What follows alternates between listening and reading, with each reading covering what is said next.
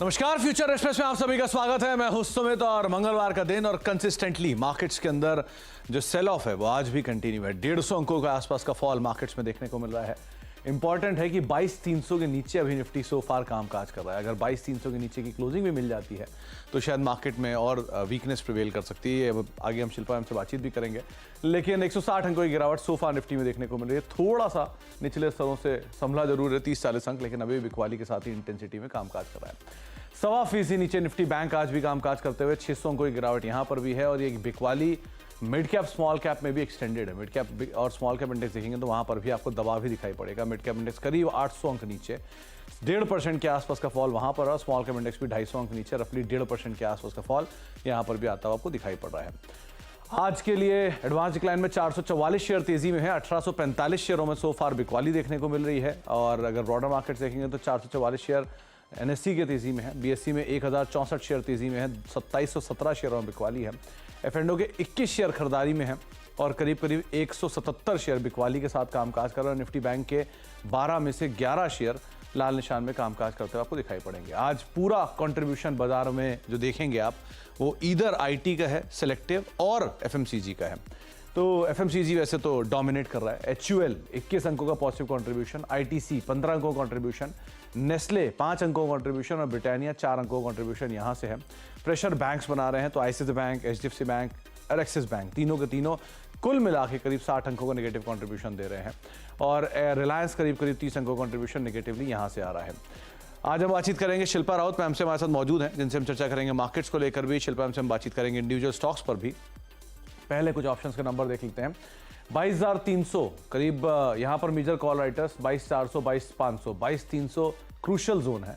22,200, 22,100 और 22,000 के जोन्स में आपको पुट राइटिंग दिखाई पड़ेगी। 22,100 के आसपास जो पुट राइटर्स है वो अनवाइंड कर रहे हैं अपनी सिचुएशंस को। इसके अलावा आप निफ्टी बैंक लेकर आइए। 48,400, 48,500, 48,600 के आसपास कॉल राइटर्स हैं। 48,300, 48,200 और 48,000 के जोन्स में आपको पुट राइटिंग होते हुए दिखाई पड़ेगी। हीट मैप पूरी तरह से वीक साइड पे कामकाज करता हुआ आपको दिखाई पड़ेगा। बियरिश सो फार नंबर्स हैं। 20 लॉन्ग हैं, 3 शॉर्ट कवरिंग है, 97 शेयर शॉर्ट्स में है और करीब 63 शेयरों में आपको अनवाइंडिंग दिखाई पड़ेगी। और आज लॉन्ग और शॉर्ट कवरिंग में पूरी तरह से खाली एफएमसीजी स्टॉक्स ही आपको दिखाई पड़ेंगे। आज एफएमसीजी का दिन है तो हर तरफ कंजम्पशन ड्रिवन या एफएमसीजी स्टॉक्स जो हैं वो डोमिनेट करते हुए आपको दिखाई पड़ेंगे। मैरिको 10% ऊपर लॉन्ग बिल्डअप में, गोदरेज कंज्यूमर 7% ऊपर, डाबर 6% ऊपर, एचयूएल 5% ऊपर, जुबिलेंट फूड 5% ऊपर, Berger paint flat to positive. और बचे हुए स्टॉक्स में कुछ आपको टेक महिंद्रा, एलएनटी टेक जैसे स्टॉक दिखाई पड़ेंगे, या फिर बाकी स्टॉक्स जो है उसमें सिलेक्टिव आईटी है जो कि थोड़ी बहुत खरीदारी दिखा रहा है। शॉर्ट बिल्डअप में एसआरएफ नंबर से पहले 7% नीचे, लुपिन करीब 6% नीचे, महानगर गैस 5% नीचे, डीएलएफ 5% नीचे, इंडिया सीमेंट 4% नीचे। फार्मा में से औरोबिंदो फार्मा एक और नाम जो कि 5% नीचे। वोडाफोन आइडिया अच्छी खासी बिकवाली है, 12 रुपए के जोन से करीब है। जीएमआर एयरपोर्ट लगातार तीसरा दिन जबकि प्रेशर में। आरती इंडस्ट्रीज और एमसीएक्स करीब 6%, 3% के आसपास की बिकवाली यहां पर भी आते हुए दिखाई पड़ रही है। इन नंबर्स के साथ अब बातचीत कर लेते हैं शिल्पा मैम से। शिल्पा मैम नमस्कार, स्वागत है कार्यक्रम में। मैम 22,300 इंडेक्स मान रहा है कि अगर इसके नीचे थोड़ी सी क्लोजिंग हो जाए तो शायद ये और वीकनेस प्रिवेल कर सकता है। आपको कितनी प्रोबेबिलिटी दिख रही है इसकी, और क्या आप भी मान रहे हो कि मार्केट्स में इसके बाद थोड़ी बिकवाली और बढ़ सकती है? जी good afternoon Sumit ji. Definitely यहाँ पे अगर हम लोग देखेंगे तो वीकनेस है। एफआईएस के अगर हम लोग ओवरऑल नेट लॉन्ग्स की भी सिचुएशन देखें तो हमने देखा है कि पिछले कुछ वीक से वो लोग 30% नेट लॉन्ग से लेके 55% नेट लॉन्ग से बीच में ऑसिलेट कर रहे हैं। तो इस बीच में जब तक ये दोनों साइड में से कोई एक रेंज डिसाइसिवली ब्रेक नहीं होता है तो मुझे लगता है मार्केट अभी के लिए कंसोलिडेट करेगा। विक्स भी हायर साइड में है, तो यहाँ पे इलेक्शन से पहले हमने बहुत बार देखा है जब विक्स एक अपसाइड रैली लेता है यहाँ पे, तो यहाँ पे हो सकता है आपको विक्स भी 20 के तरफ जाते हुए दिखे। तो इस हिसाब से अगर देखेंगे तो 22,200 के नीचे निफ्टी फिसला तो आपको 21,800 तक का भी एक सपोर्ट आएगा। तो वो प्रोबेबली आपके लिए एक पोजिशनल लॉन्ग के लिए एक जगह बनेगा। लेकिन अभी के लिए वीकनेस है, बट ऑफकोर्स आज बहुत ऑलरेडी करेक्ट कर चुका है, तो यहाँ पे अभी मिक्स्ड बैग में आपको स्टॉक स्पेसिफिक मूवमेंट लेना चाहिए। और वहीं पे बैंक निफ्टी की बात करेंगे तो बैंक निफ्टी पे मुझे लगता है यहाँ पे 47,000 से लेके 46,800 के लिए एक बार एक डिप लेगा। देन वहाँ पे एक हो सकता है एक पोजिशनल ट्रेड अगेन टुवर्ड्स 49,500, 50,000 के लिए हम लोग प्ले कर सकते हैं। तो निफ्टी बैंक को लेकर रणनीति आप सुन रहे थे, और स्पेशली निफ्टी केस में या निफ्टी बैंक के केस में जो बिकवाली है वो स्पेसिफिक्स ज़्यादा देखने को मिल रही है। निफ्टी हर फॉल, हर तेज़ी में या फिर हर पुल बैक में सो फार बेचा ही जा रहा है, तो आप अकॉर्डिंगली यहाँ पे अपनी रणनीति बनाएंगे। शिल्पा मैम, आप इंडिविजुअल स्टॉक्स पे आप मतलब पुट साइड पे पोजीशंस ओपन हो गई हैं आपकी, मतलब शॉर्ट साइड पे, या फिर अभी भी कुछ लॉन्ग्स हैं? नो यहाँ पे मुझे लगता है कि सेल की तरफ ही रहना चाहिए ट्रेंड के साथ। अगर trend on the negative side है तो हम भी नेगेटिव में रहेंगे। तो यहाँ पे जो पहला मेरा सेल रहेगा वो रहेगा रियल्टी से ओबरॉय रियल्टी। अगर ओबरॉय रियल्टी की बात करेंगे तो पूरा रियल्टी सेक्टर आज थोड़ा प्रॉफिट बुकिंग में है, एंड ओबरॉय रियल्टी 1500 के नीचे अभी ट्रेड कर रहा है। तो ये जब तक 1500 के नीचे रहेगा, यहाँ पे 1420 से लेके 1400 या 1380 के भी लेवल्स आ सकते हैं। और जिस तरह से मोमेंटम है सेलिंग का मार्केट में, तो मुझे लगता है ये टारगेट्स आ सकते हैं। तो आप यहाँ पे 1510 के स्टॉप लॉस से फ्यूचर्स में आप ओबरॉय रियल्टी सेल कर सकते हैं। किसी को ऑप्शंस के थ्रू ट्रेड करना है तो 1460 का put option at the money आप इसमें भी सेल कर सकते हैं, आई मीन बाय कर सकते हैं, जो रफली अभी 55 रुपीज़ के अराउंड है। तो आप इसमें पार्टिसिपेट कर सकते हैं। स्टॉप लॉस आप यहाँ पे 35 का रखिए। यहाँ पे अगर ये व्यू सही जाता है तो आपको ये शायद 80 से लेके 100 के ऊपर भी आपको ट्रेड करते हुए मिले। ओके, तो ओबरॉय रियल्टी 1460 की पोजीशन, 1460 की पुट पे आप पहले तो बिकवाली करेंगे आउटराइटली। 1420 और 1400 के टारगेट्स के लिए आप यहाँ पे बिकवाली करके चल सकते हैं, और अदरवाइज भी आप पुट्स के जरिए भी इसमें पोजीशन बना सकते हैं। लेकिन 1510 का एक स्टॉप लॉस आकर आप शॉर्ट साइड पे जाएंगे ओबरॉय रियल्टी में। आज रियल स्टेट वैसे प्रेशर में है, सो उस प्रेशर को आप इनकैश करेंगे ओबरॉय रियल्टी की शॉर्ट कॉल के साथ। सेकेंड कॉल शिल्पा मैम आपकी तरफ से। जी, मेरा जो सेकंड रहेगा वो सेल रहेगा मेटल से सेल में। सेल भी अगर आप देखेंगे तो 160 के नीचे है, तो यहाँ पे मुझे लगता है कि 155 152 के लेवल्स आ सकते हैं जब तक ये 160 के ऊपर सस्टेन नहीं करता है। तो सेल में भी आप सेल कर सकते हैं। बिकवाली करके चलेंगे आप। Steel authority of India limited में डे लो के आसपास ये कामकाज कर रहा है, और एक तो वैसे ही मेटल का प्रेशर प्लस पीएसयू बास्केट वैसे भी प्रॉफिट टेकिंग की चपेट में है। कल भी एक अच्छा खासा सेल ऑफ था पीएसयू में। 152 रुपये के टारगेट्स के लिए आप बिकवाली करेंगे, 160 रुपये का स्टॉप लॉस मेंटेन करेंगे। शिल्पा मैम, तीसरी कॉल। तीसरा मेरा यहाँ पे थोड़ा डाइसी है, थोड़ा क्रिटिकल है, लेकिन मुझे लगता है कि वर्क करेगा। आईआरसीटीसी भी फिसला है अभी 1000 के नीचे, तो इसके लिए वीकनेस है। तो यहाँ पे 970 से लेकर 960 के टारगेट्स आ सकते हैं, लेकिन यहाँ पे आपको टाइट स्टॉप लॉस 1010 का भी रखना पड़ेगा, क्योंकि स्टॉक बहुत वॉलेटाइल रहता है। 1010 के ऊपर इसमें फिर ट्रेंड चेंज हो जाएगा। तो रिस्क रिवॉर्ड फेवरेबल है, आपको हार्डली 10-12 रुपये का स्टॉप लॉस है, और यहाँ पे मुझे लगता है डाउनसाइड 30 रुपये से भी ज़्यादा कि आपको मिलने के चांसेस हैं। आईआरसीटीसी तीसरा नाम जिसको आप शॉर्ट साइड पे देख सकते हैं। 960 के टारगेट्स के लिए 1010 का एक स्टॉप लॉस यहाँ पर मेंटेन करेंगे। शिल्पा मैम, एक भी नाम आपने लॉन्ग साइड पे नहीं लिया, और लॉन्ग साइड में एफएमसीजी में नहीं लिया। आज पूरा एफएमसीजी बास्केट जोरदार तेजी में। इनफैक्ट जुबिलेंट फूड आपका पुराना जो रिकमेंडेशन रहा है, आज डे हाई पे एज वी स्पीक पहुंच गया है बातचीत में ही। सो आपने इसमें से कुछ नहीं पिक किया क्या? कुछ मतलब ज़्यादा ही सीवियर कंसर्न दिख रहे हो क्या आप मार्केट्स पे? Not exactly, actually Jubilant food मैंने सेव किया था सस्ता ऑप्शन के लिए। वहाँ पे मोमेंटम है, जैसे हमने लास्ट टाइम भी बात किया था कि 480 490 तक ये जाता है। अगर इसके ऊपर सस्टेन करता है तो आपको 530 540 के भी लेवल्स आएंगे। तो ये इंटैक्ट ही है यहाँ पे, लेकिन क्योंकि मार्केट बहुत वॉलेटाइल है तो I was preparing that for सस्ता ऑप्शन। चलिए, तो इस पे आगे हम बातचीत करेंगे, लेकिन सो फार जुबिलेंट फूड आपकी स्क्रीन पर है। एक स्पाइक के साथ डे हाई पे कामकाज कर रहा है। आज कंजम्पशन ड्रिवन स्टॉक सबके सब तेजी में ट्रेड कर रहे हैं, फिर कह लिए डिफेंसिव सारे जितने हैं वो सब तेजी में कामकाज कर रहे हैं। आगे बातचीत करेंगे, लेकिन एक और डिफेंसिव कंपनीज के बहुत ही स्ट्रॉन्ग नंबर आए हैं, उस पर बातचीत कर लेते हैं। वो है मैरिको। स्ट्रॉन्ग नंबर्स कंपनी ने पोस्ट किए हैं, और अच्छे नंबर्स के बीच में जहाँ पे कंपनी के आय 2% और मुनाफा 5% बढ़ा है। एबिटा ग्रोथ करीब 12.5% रही है। मार्जिन भी 2% से ज़्यादा बढ़े हैं। नंबर्स पे और ग्रोथ पर बातचीत करने के लिए हमारे साथ कंपनी के CFO पवन अग्रवाल सर मौजूद हैं। पवन सर, नमस्कार, स्वागत है कार्यक्रम में। पहले तो नंबर्स में Q4 की जो वॉल्यूम ग्रोथ रही है उसमें अनुमान लगाया जा रहा था कि शायद थोड़ा सा फ्लैट रहे या ड्रॉप रहे, लेकिन नंबर्स में पिकअप है। तो क्या काम कर गया? क्या रूरल डिमांड पिकअप करके गई है जिसका इम्पैक्ट आप देख रहे हो वॉल्यूम ग्रोथ के नंबर्स पे? First of all, thanks for having me on the show. It's always a pleasure. जहाँ तक वॉल्यूम ग्रोथ का सवाल है, अगर आप देखोगे तो एक इम्प्रूविंग ट्रैजेक्टरी हम देख रहे हैं। इस क्वार्टर में हमने 3% की वॉल्यूम ग्रोथ डिलीवर करी इंडिया बिजनेस में। और इसमें ये भी बात ध्यान में रखनी चाहिए कि ये पिछले साल के 5% के बेस पे आई है। तो अगर 2 ईयर CAGR के बेसिस पे देखें तो लगभग 4% के आसपास है, जो कि in the current context is a decent performance. What I would say is that going ahead, we definitely feel कि growth trajectory और improve होगी।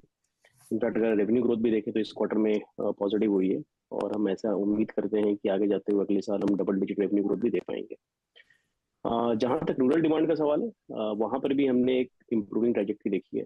इनफैक्ट इस क्वार्टर में rural growth was slightly better than the urban growth, so definitely वहां पे एक uptick देखने को मिल रहा है, और आगे जाते हुए भी एक अच्छे मानसून की फोरकास्ट है। तो मैं ऐसा उम्मीद करते हैं कि रूरल की रिकवरी अब और मीनिंगफुल तरीके से निकल के आएगी।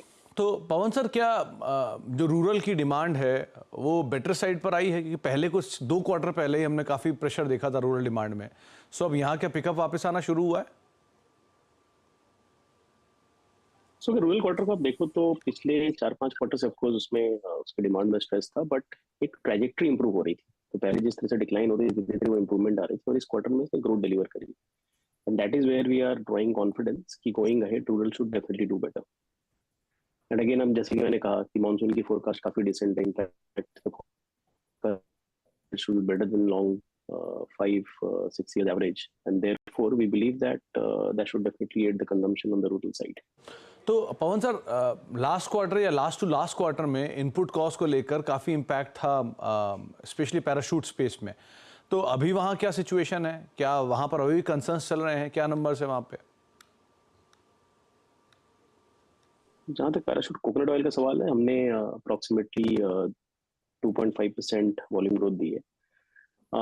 सी इसमें इनफैक्ट नाउ जिसका की रॉ मटेरियल है विच इज कोपरा, उसमें हमने स्लाइटली इन्फ्लेशनरी ट्रेंड देखा है। अभी तक लास्ट वीक तक में डिफ्लेशन देखा था, जिसकी वजह से हमने प्राइस कट भी लिए थे। और चूंकि वॉल्यूम ग्रोथ जबकि पॉजिटिव थी, revenue growth was slightly behind the volume growth.